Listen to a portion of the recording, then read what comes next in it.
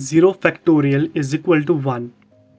Guys हम लोग बचपन तो नहीं कह सकते बट 11th से हम लोग इसको पढ़ रहे हैं।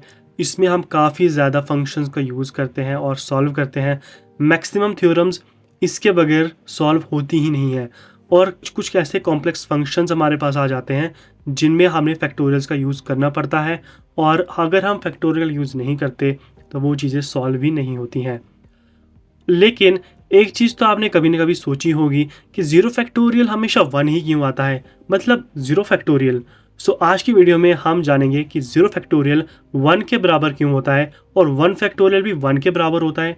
चलो वो कंसेप्ट तो हम लोग समझ जाएंगे, बट 0 फैक्टोरियल 1 के बराबर क्यों होता है, क्या है इसके पीछे पूरा लॉजिक, मैथमेटिकल वे में आज हम जानेंगे। तो चलिए हम इस वीडियो को स्टार्ट करते हैं। सो सबसे पहले हम लोग डेफिनेशन देखते हैं फैक्टोरियल की। जब भी हमें कोई फैक्टोरियल निकालना होता है तो बेसिकली हम इसी फॉर्मूले का यूज़ करते हैं, N factorial which is equal to N multiply by N minus 1 multiply by N minus 2 and up to 1 तक। ठीक है, तो यहाँ पर कुछ एग्जांपल्स हम लोग लेते हैं जिससे हम अंडरस्टैंड कर सकते हैं। तो हमारे पास फर्स्ट एग्जांपल आती है 3 factorial which is equal to 3 multiply by 2 multiply by 1 which is equal to 6। और सेम इसी तरीके से अगर हम 2 की देखें तो हमारे पास रिजल्ट आता है 2 और 1 की देखेंगे तो इक्वल टू 1 आता है। ठीक है, यहाँ तक तो आपको समझ आई होगी। तो but what about 0 factorial. So हम लोग 3 मैथमेटिकल वेज में देखेंगे why 0 factorial is equal to 1।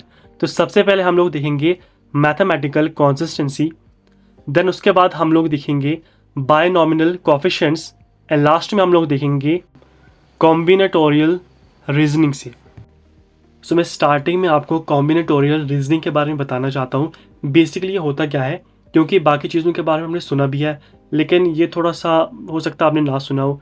तो बेसिकली ये होता क्या है, so combinatorial is a branch of mathematics that deals with counting, arranging and choosing objects. ठीक है, so ये बहुत ही ज़्यादा इंपॉर्टेंट रोल प्ले करता है जब भी हमें अंडरस्टैंड करना होता है फैक्टोरियल्स या फिर बायनॉमिनल कोएफिशिएंट्स को। ठीक है, सो इसको मैंने थोड़ा मोटा मोटा आपको बता दिया यहाँ पर, बाकी हम इसको जब पढ़ेंगे डिटेल में तब मैं आपको बता दूंगा, समझा दूंगा। ठीक है, सो स्टार्टिंग में हम लोग मैथमेटिकल कंसिस्टेंसी को देखेंगे। सो यहाँ पर देखिए, हमें जैसे मैंने आपको स्टार्टिंग में भी फॉर्मूला बताया, N factorial which is equal to N multiply by N minus 1। ठीक है, एन माइनस 2 और फैक्टोरियल हम लगा देते हैं। ठीक है, उस तरीके से ये चीज़ें चलती हैं। ठीक है, सो अगर हम लोग एन इज इक्वल टू 1 लगा दें, ठीक है, पुट कर देते हैं। ठीक है, सो क्या हो जाएगा हमारे पास 1 factorial which is equal to 1 multiply by 0 factorial. अब ये 0 फैक्टोरियल क्यों आया, क्योंकि सिंपल सी बात है, एन माइनस 1 हमारे पास 0 आएगा। ठीक है, सो एन हमने अभी यहाँ पर 1 पुट किया तो 1 minus 1 that is 0। So factorial बाहर से था तो फैक्टोरियल हमारे पास यहाँ पर आ गया। ठीक है, सो यहाँ पर रिजल्ट क्या है हमारे पास 1 multiply by 0 factorial. So we already know that 1 factorial which is equal to 1। तो यहाँ पर मैंने स्टार्टिंग में आपसे डिस्कस किया था कि 1 factorial which is equal to 1 होता है। ठीक है, so 1 is equal to 1 multiply by 0 factorial. ठीक है, सो हमें पता है कि 1 हमारे पास यूनिवर्सल नंबर है, 1 को किसी से भी मल्टीप्लाई करोगे तो वही नंबर हमारे पास वापस से आता है। ठीक है, so 1 is equal to 0 factorial. ठीक है, so solving for 0 factorial we get 0 factorial which is equal to 1। So by mathematical consistency 0 factorial is equal to 1। ठीक है, तो यहाँ से एक चीज़ तो हमने प्रूव कर ली। ठीक है, एक मेथड से हमने प्रूव कर दिया कि 0 factorial which is equal to 1 होता है। ठीक है, अब हम दूसरे टाइप की बात करते हैं। ठीक है, या दूसरे वे में बात करते हैं। So binomial coefficients, factorials appear in binomial coefficients n r which is equal to n factorial divided by r factorial multiply by n minus r factorial. ठीक है, तो यहाँ पर हम लोग अगर n इक्वल टू आर कर देते हैं तो हमारे पास क्या रिजल्ट आएगा, n n which is equal to n factorial divide by n factorial 0 factorial.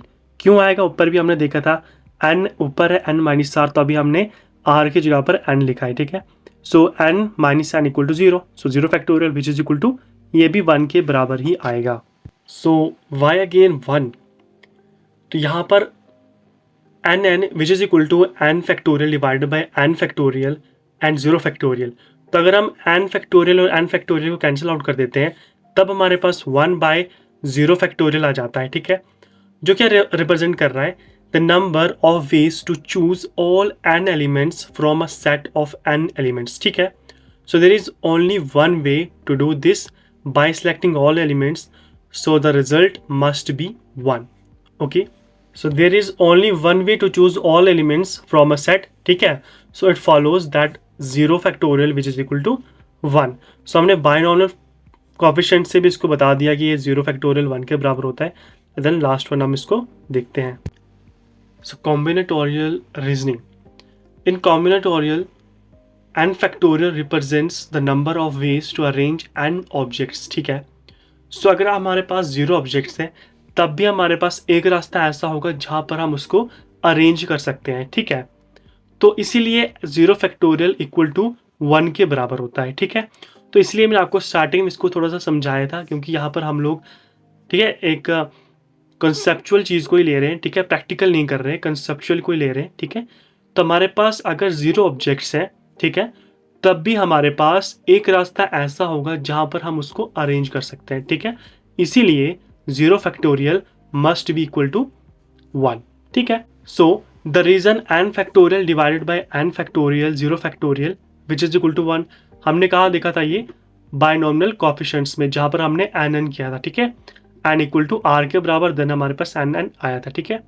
वो क्या रिप्रेजेंट कर रहा है, the number of ways to choose all elements from a set which is always exactly one way, ठीक है। तो वहाँ पर भी हमारे पास एक वे ऐसा होगा जहाँ पर हम उसे चूज कर सकते हैं, ठीक है। तो बेसिकली ये to maintain the consistency in the formula we defined 0 factorial as 1, ठीक है। सो होपफुली आपको इसकी समझ आई होगी, और अगर समझ नहीं आई है, ठीक है, कहीं पर कुछ चीज़ें मिस हो गई हैं, मुझसे भी हुई होगी, सो आप कमेंट ज़रूर से कीजिएगा, मैं वहीं पर आपको समझाने की ट्राई करूँगा, और अगर नहीं हुआ तो उस पर एक प्रॉपर वीडियो डाल दूँगा, ठीक है, आपको अच्छे से समझ आ जाएगी। बट बोलना ज़रूर, आपको समझ आई नहीं आई, कहाँ पर नहीं आई, ठीक है, तो मैं आपको ट्राई करूँगा वहीं पर समझाने की, ठीक है। सो मिलते हैं दोस्तों नेक्स्ट वीडियो में।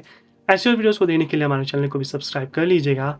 मिलते हैं नेक्स्ट वीडियो में।